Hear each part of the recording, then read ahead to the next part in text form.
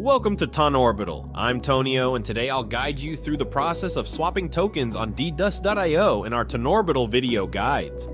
Open your web browser and navigate to ddust.io. Connect your wallet by clicking Wallets, and then click Connect Wallet. Choose your preferred wallet from the list of compatible options.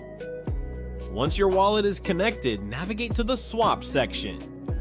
Specify the amount of TON you wish to swap. For example, enter the amount of TON you want to swap for Scale tokens. Next, tap on the Swap button. You will be prompted to confirm your purchase. Tap on the Confirm button to swap tokens. Confirm the transaction in your wallet.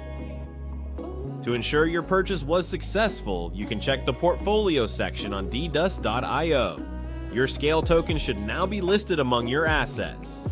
Alternatively, you can check the main screen of your wallet app where your updated balance should reflect the new purchase. Congratulations, you have successfully swapped tokens on ddust.io. Thank you for watching this TonOrbital video guide. Don't forget to like, subscribe, and hit the bell icon for more tutorials on Ton blockchain. For more details and updates, join our Telegram channel at TonOrbital. See you next time.